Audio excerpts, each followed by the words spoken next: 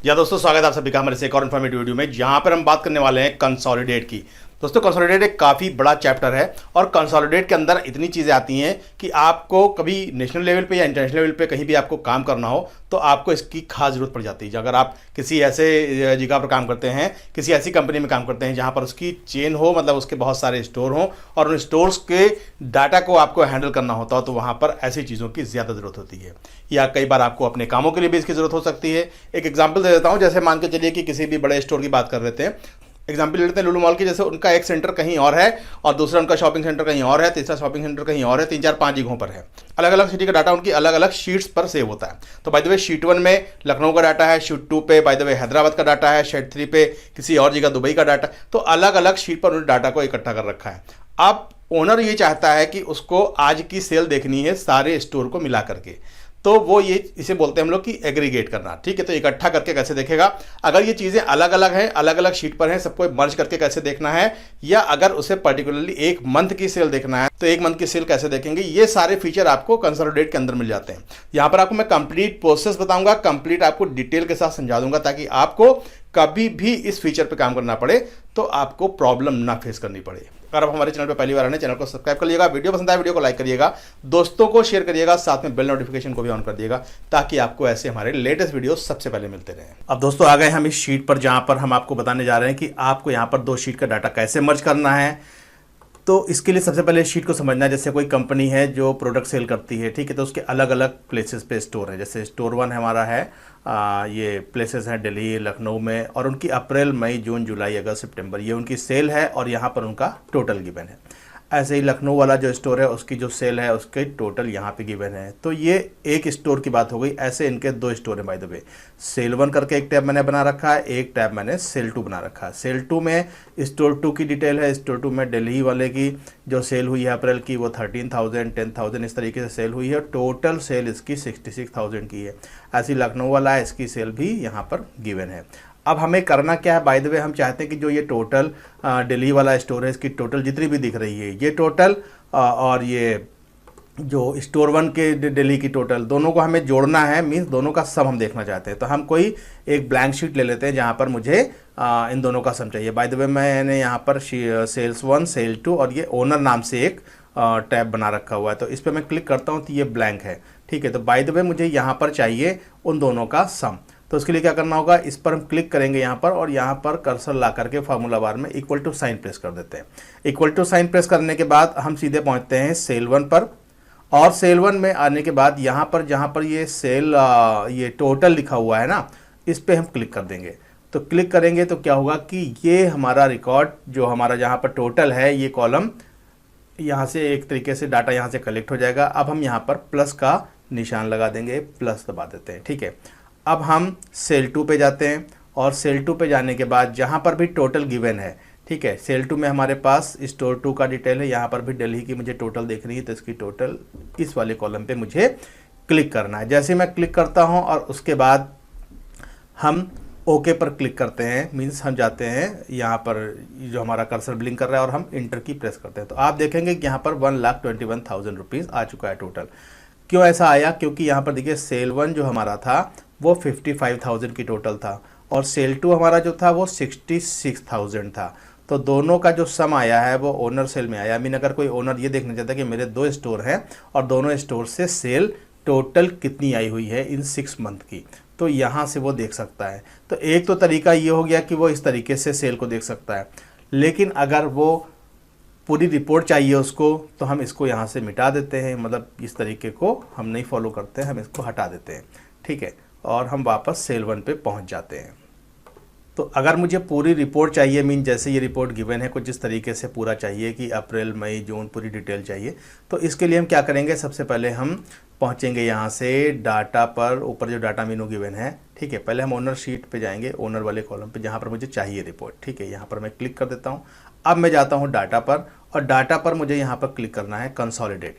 Consolidate पे click करने के बाद यहाँ पर आपको ऑप्शन दिखा रहा है कि आपको फंक्शन क्या यूज़ करना है, मतलब सम चाहिए मुझे या कुछ और भी चाहिए।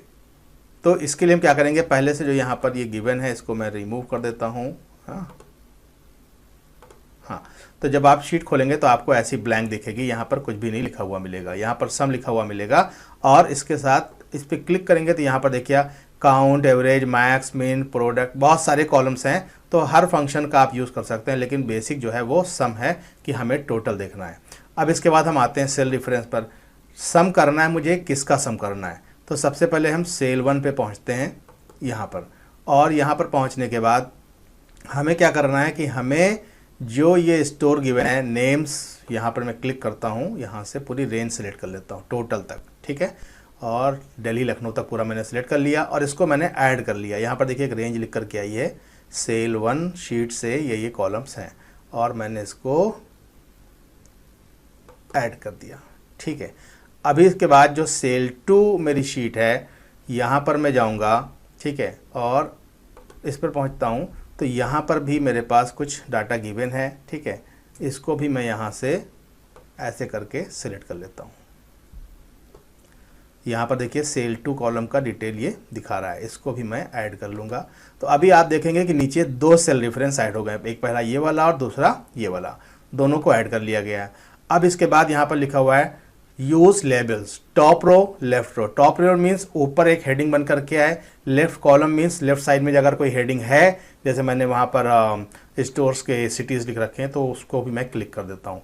तो इससे क्या होगा कि दोनों साइड पे पहले तो हेडिंग बनकर आएगी, उसके बाद हमारा डाटा विजिबल होगा। इसके बाद यहाँ पर हम दे देते हैं create links to source data. जब हम इस पर क्लिक करते हैं तो उससे क्या होगा कि जब हम कोई भी डाटा में चेंज करेंगे तो यहाँ पर उसका रिफ्लेक्शन दिखेगा। वो कैसे दिखेगा अभी आपको यहाँ पर मैं करके दिखाऊंगा। तो सपोज मैंने इतने कॉलम पे क्लिक कर दिया। अब क्लिक करने के बाद मैं यहाँ पर केवल ओके पे क्लिक करता हूँ। जैसे ही मैं ओके पे क्लिक करता हूँ तो आप देखेंगे कि हमारे पास एक शीट बनकर आ गई है और इस शीट के अंदर पूरा डाटा दिख रहा है। तो कॉलम मैं एडजस्ट कर लेता हूँ, हाँ ये कॉलम मैंने एडजस्ट किया, ठीक है। तो यहाँ पर देखिए शीट पूरी बनकर आ रही है। तो यहाँ पर दिल्ली लिख रहा है, यहाँ लखनऊ लिख रहा है। अब ये बता रहा है कि अप्रैल मंथ में दिल्ली में 15,000 की सेल हुई थी, ठीक है, और मई में 20,000 की थी। ये कैसे पता लगेगा? चलिए हम सेल 1 पे पहुँचते हैं। सेल 1 पे जाते हैं तो क्या बता रहा है कि दिल्ली में अप्रैल में 2,000 की सेल हुई थी, और सेल 2 से देखता हूँ उधर 13,000 की सेल हुई थी। तो अगर एक बार मतलब एक स्टोर से स्टोर 2 से दिल्ली में अप्रैल में 13,000 की सेल हुई और स्टोर 1 से 2,000 की, तो दोनों को मिलाकर कितना हुआ? 15,000। तो देखिए ओनर में दिखा रहा होगा ये कि 15,000 की सेल हुई। ऐसे ही जब आप सेल 1 पे फिर देखते हैं, यहाँ पर देखते हैं मई में 10,000 की सेल हुई, और इधर स्टोर 2 पे देखते हैं मई में 10,000 की सेल हुई। तो ओनर में जाके देखिए ये बता रहा है कि 20,000 की सेल हुई। तो इस तरीके से कोई भी ओनर ऐसे शीट बना करके अपना रिकॉर्ड देख सकता है कि उसके बहुत सारे स्टोर होते हैं कई बार, तो अलग अलग स्टोर से क्या क्या डाटा आ रहा है, कितनी सेल हो रही है, वो एक इकट्ठा देख सकता है। 50 स्टोर हैं उसके, 100 स्टोर हैं, तो हर स्टोर का रिकॉर्ड ऐसे बना करके एक एग्रीगेट देख सकता है और हर स्टोर से अपनी एक शीट मंगवा सकता है और देख सकता है। तो अब आप टोटल की बात करते हैं, यहाँ पर 1,21,000 आ रहा है। तो कैसे आया देखिए, सेल 1 पे पहुँचते हैं। स्टोर 1 से तो 55,000 आया था, ठीक है, ये दिल्ली में, और नीचे वाली भी देखिए 63,000। तो ऊपर वाला मैं देखता हूँ 55,000, और सेल 2 में पहुँचता हूँ तो यहाँ पर आ रहा है 66,000। तो दोनों को जोड़ दिए 55, 66। ओनर में देखिए अपने आप आ रहा है 1,21,000, मतलब कि इसने टोटल कर दिया है। और इस तरीके से हम लोग हेडिंग भी ऊपर देख ले रहे हैं और स्टोर का नाम भी यहाँ देख ले रहे हैं कि कहाँ, सॉरी सिटी का नाम कि किस सिटी से ये कलेक्शन आ रहा है, और पूरा अमाउंट भी हमें दिख रहा है, पूरे 6 मंथ की हमें रिपोर्ट भी दिख जा रही है। यहाँ पर देखिए प्लस और प्लस 2 बार बनकर आ रहा है। जैसे हम यहाँ पर प्लस पे क्लिक करते हैं, ठीक है, तो ये बता रहा है कि जो हमारा रिकॉर्ड है, ये जो दिखा रहा है एक्सेल ट्यूटोरियल, हाँ ये जो हमारा मैंने पहले एक जो शीट बनाई थी जहाँ पर हमारे पास ये रिकॉर्ड था, जिसमें से ये रिकॉर्ड आया 55,000 और 63,000। कह रहा दोनों को जोड़ करके इसने ये निकाला हुआ है, दोनों को जोड़ कर निकाला। एक में 2,000 था, एक में 13,000, मतलब जिस शीट से हमारे पास जहाँ से डाटा आया है वो पूरा रिकॉर्ड दिखा रहा है। तो इस प्लस को क्लिक करके हम देख सकते हैं, ठीक है, और यहाँ पर प्लस पे क्लिक करेंगे, यहाँ पर भी दिखा रहा है कि 9,000 था, 2,000 था, मिला करके 11,000 हुआ था, ठीक है, और यहाँ पर 8,000 था, 8,000 था, तो ये 16,000, मतलब लखनऊ का अलग अलग दिखा रहा है, 9, 9, 18 हो गया। किस तरीके से ये रिकॉर्ड पूरा आया, ये पूरा का पूरा यहाँ पर हमें बता रहा है। तो इसको हम हटा भी देते हैं यहाँ से, ठीक है। तो सोर्स देख सकते हैं कुल मिलाकर कि कैसे हमारी शीट, मतलब जितना भी, जैसे आपके 10 स्टोर हैं तो 10 स्टोर को आप यहाँ पर उनके रिकॉर्ड भी, ये तो टोटल यहाँ पे दिख गया, लेकिन ये टोटल 15,000 कैसे आया, तो प्लस पे क्लिक करके देखिए कैसे आया। ठीक है, तो कह रहा है कि एक बार जो था वो 2000 हुआ था अप्रैल में, और दूसरे स्टोर से 13,000 हुआ है, तभी दिल्ली वाले में ये दिखा दे रहा है कि 15,000। ठीक है, तो इस तरीके से हम लोग रिकॉर्ड को देख सकते हैं। अब इसके बाद आई थिंक आपको ये चीज़ बिल्कुल क्लियर हो गई होगी कि कैसे दो शीट्स को हम लोग मर्ज करते हैं। लेकिन ये तो वो चीज़ हो गई कि अगर आपकी दोनों ही शीट एक ही फाइल के अंदर हों, तब ऐसा है कि हमने आपको यहाँ पर करके बताया कि ये काम कैसे करेंगे। लेकिन कई बार ऐसा होता है कि आपको जो बाय द वे आप ओनर हैं और आपने अलग अलग लोगों से डिमांड की अलग अलग प्लेसेस पर कि भाई दिल्ली वाले अपना रिकॉर्ड भेजें, लखनऊ वाले अपना रिकॉर्ड भेजें, स्टोर 1 वाले अपना रिकॉर्ड भेजें, तो सभी लोग एक्सेल शीट में आपको रिकॉर्ड भेज रहे हैं और आप उनको एग्रीगेट करके देख रहे हैं। तो अलग अलग जब शीट आती है या अलग अलग फाइलें आती हैं तो उन फाइलों से कैसे हम कलेक्शन करते हैं, तो वो भी मैं आपको यहाँ पे करके दिखाऊंगा। वीडियो में बने रहिएगा। और अभी मैं आपको लेके चलता हूँ एक नई शीट पर। तो चलिए, मैं सबसे पहले नई शीट पे जाने से अच्छा मैं इसी को रब कर देता हूँ। ठीक है, इसको मैं रब कर देता हूँ, डिलीट करता हूँ इसको मैं, डिलीट शेल्स। चलिए,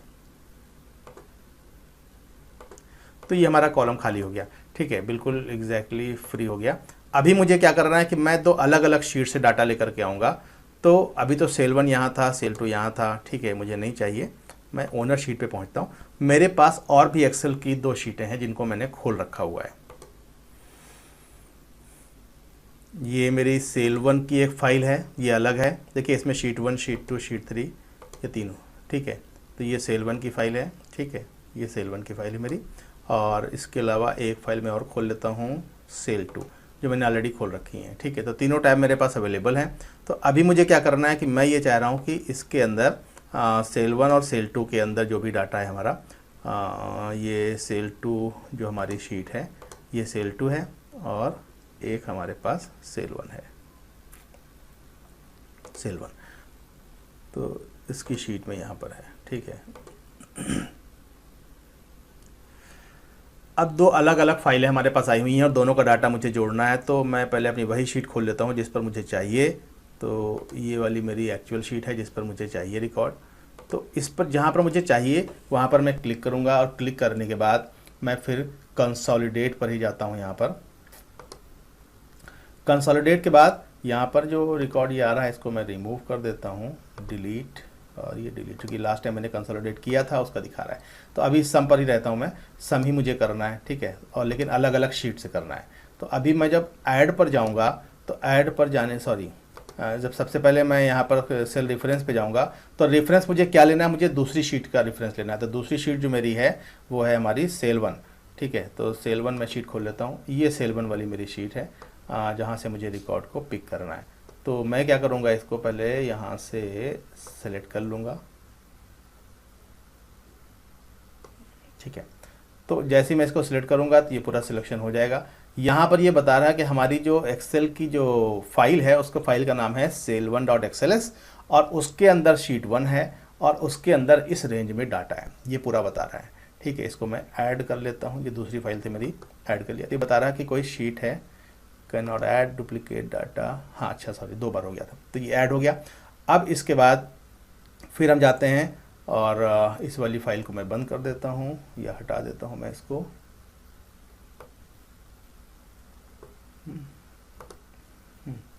और मैं दूसरी वाली शीट ओपन करता हूँ, सेल 2 वाली। ये मेरी सेल 2 वाली शीट आ गई। ठीक है, तो स्टोर 2 इस पर लिखा हुआ है। तो इसको भी मैं यहाँ से सिलेक्ट करता हूँ। ये दूसरी फाइल है मेरी, इसको मैंने सिलेक्ट किया तो यहाँ पर ये रेंज लिख करके आ गई। सेल, ये बोल रहा है सेल 2 नाम से हमारी कोई sale2.xls कोई हमारी फाइल है जिसके अंदर शीट 1 है और शीट 1 का डाटा मैंने कॉपी किया। ठीक है, और इसको भी मैं कर देता हूँ ऐड। तो देखिए 2 रेंज यहाँ सिलेक्ट हुई हैं, एक सेल 1 एक सेल 2, 2 अलग अलग हमारी फाइलें थीं और उन 2 फाइलों का डाटा मैं यहाँ लेकर के आ रहा हूँ। अभी मुझे क्या करना है, मैं चाहूँ तो यहाँ पर top row, left row, create links to source data, ये मैं करूँ या ना करूँ ये मेरे ऊपर है। तो मैं ओके कर देता हूँ। अब आप देख सकते हैं कि इसके अंदर भी वो डाटा आ चुका है जो डाटा वहाँ पर हमने सिलेक्ट किया हुआ था। जैसे यहाँ पे देखिए दिल्ली आ रहा है, यहाँ पे लखनऊ आ रहा है। ठीक है, तो इस तरीके से सब पूरा बन करके आ रहा है। इसको भी आप वैसा ही चाहें तो एडजस्टमेंट कर सकते हैं, ये आपकी जो चॉइस पे डिपेंड करता है। ठीक है, हेडिंग वगैरह जैसा भी आप करना चाहें। जैसा मैंने पिछली शीट में किया हुआ था वैसा ही कर सकते हैं। मतलब डाटा आपका पूरा का पूरा आ चुका है।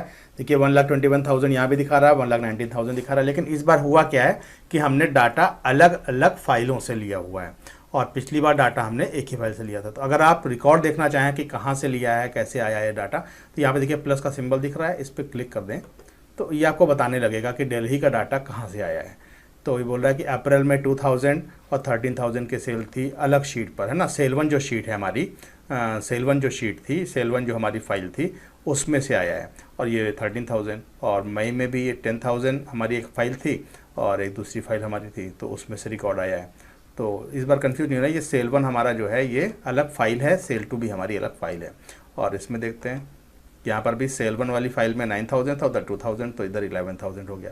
तो दो अलग अलग फाइलों से भी कर सकते हैं, और अगर एक ही फाइल के अंदर अलग अलग टैब में ये चीज़ अवेलेबल है तो टैब से भी कर सकते हैं। तो इस तरीके से आप इसका अलग अलग फाइलों का सम देख सकते हैं यहाँ पर।